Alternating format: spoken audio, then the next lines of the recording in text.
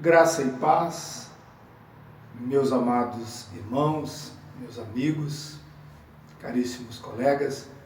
Eu quero, nesses minutos que nós vamos ter juntos, compartilhar uma palavra de Deus para o seu coração. E o texto que Deus me orientou para que compartilhasse com você está lá em Atos dos Apóstolos, o capítulo 27 e o versículo 35, que diz assim: Em seguida tomou um pão, deu graças a Deus na presença de todos, partiu em pedaços e comeu. Esse texto que eu acabei de ler vai tratar de uma questão muito interessante e de extrema importância, que é a gratidão. Acredito que todos que estão me ouvindo sabem que gratidão é uma das coisas que move o coração de Deus e comove o coração das pessoas. Todo mundo gosta de se relacionar e gosta de ter amigos, colegas, pessoas à sua volta com um coração grato. E nesse espírito eu me lembro de uma história muito interessante, que existia um rico fazendeiro, um homem de muitas posses, e conta-se a história que um dia ele sai da sua casa para saber quem era o homem mais rico da sua região. Então ele pegou o seu cavalo, andou por muitos e muitos quilômetros, muitos lugares na sua propriedade, e ele retornou concluindo: realmente eu sou o homem mais rico dessa região. E vindo para casa, então, ele encontra um empregado seu, um boia-fria, um trabalhador que estava na hora do almoço comendo a sua comida, e de cabeça agacha, agradecendo a Deus, dando graças ao Senhor pelo alimento que iria consumir. E aquele homem rico olha para aquele boia fria e diz: o que esse homem tem para agradecer? Ele não tem nada, não é ninguém, um simples empregado. Falou aquilo para si mesmo, e quando aquele boia fria, aquele peão levanta a cabeça, olha para o seu senhor e ele diz assim: patrão, eu tive um sonho nesta noite passada e Deus me disse que o homem mais rico dessa região vai morrer essa noite. Aquele homem não levou muito a sério, porque sabia que aquelas palavras vinham de um homem inculto, um homem simples, mas foi para casa. Diz que aquela tarde ele ficou um pouco incomodado, mas à noite começou a sentir um pouco de desespero, ficou assustado. E lá pela certa hora da noite, bate na sua porta o seu capataz, e ele vai atender, um pouco meio receoso, e aquele capataz diz para ele assim: meu patrão, morreu o nosso melhor empregado hoje. Acabo de saber da notícia. Peão, aquele que o senhor conhece, muito querido, ele partiu faz pouco tempo. Aí aquele fazendeiro rico ficou mais assustado ainda, porque aos olhos de Deus, aquele peão era o homem mais rico daquela região. Meus amados e meus queridos, por que eu estou contando essa história? Porque o texto que nós lemos está dentro de um contexto que, se você nunca leu o capítulo 7, eu convido você a ler o capítulo 27 de Atos dos Apóstolos. Está tratando de Paulo indo em direção a Roma. Paulo ia ser julgado em Roma. E diz o texto que a viagem de Paulo e dos seus companheiros, junto com ele estava 276 tripulantes, prisioneiros, juntamente com os guardas.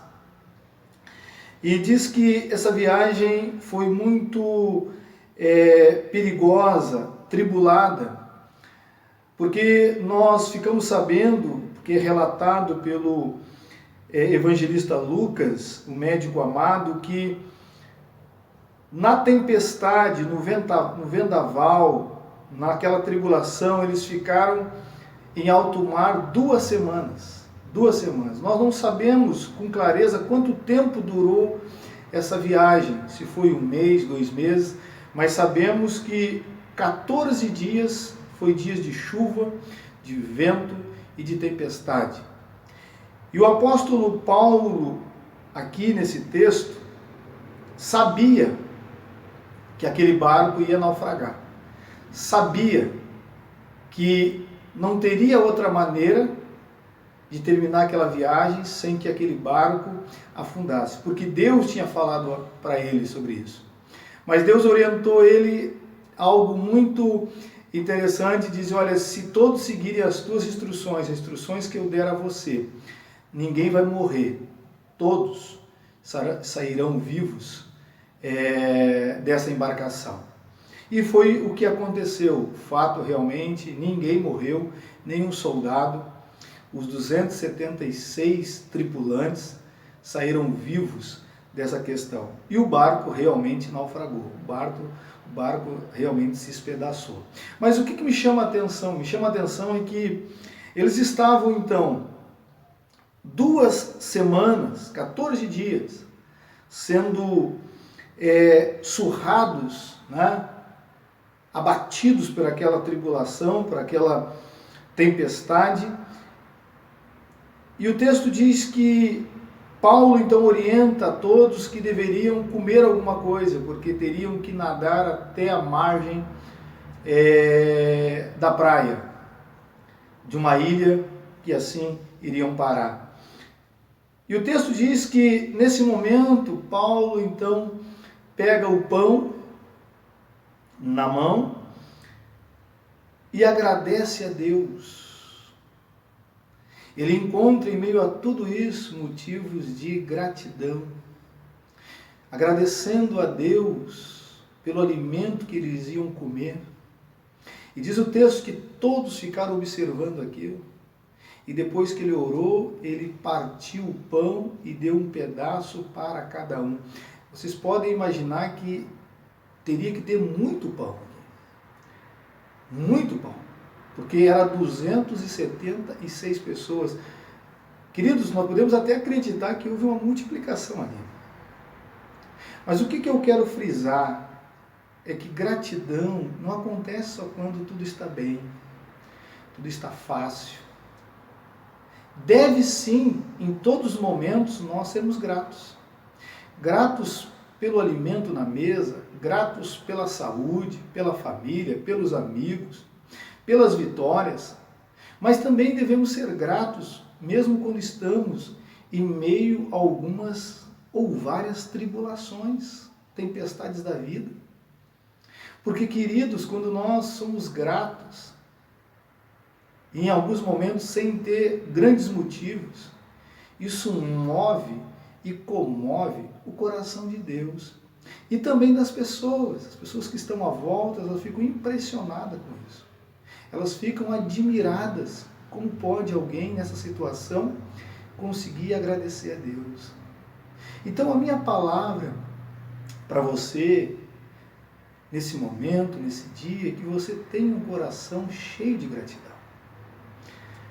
Se você ainda não leu, leia a multiplicação dos pães que Jesus realizou. Você vai perceber que foi em meio a uma oração de gratidão. Diz que ele levanta o pão ao céu e dá graças ao Pai e começa então a multiplicar os pães e os peixes. É bem provável que esse fato aconteceu aqui também com o apóstolo Paulo. Mas o foco que eu queria, ou a lição para tirar desse texto, é a gratidão de um homem que estava passando por tribulações. Eu encerro então essas palavras no nome do Senhor Jesus,